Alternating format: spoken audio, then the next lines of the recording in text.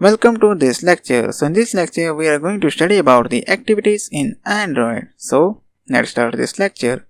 Now the question arises, what is activity?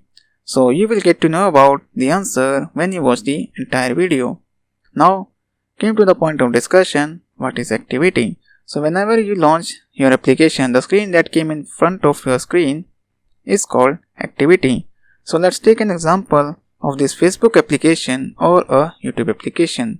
So when you launch your Facebook application or maybe a YouTube application, the first screen that you saw on your screen is called an activity. So we can say that the activity is a visual representation of Android application. It means all the graphical elements are drawn inside the activity in which a user can interact.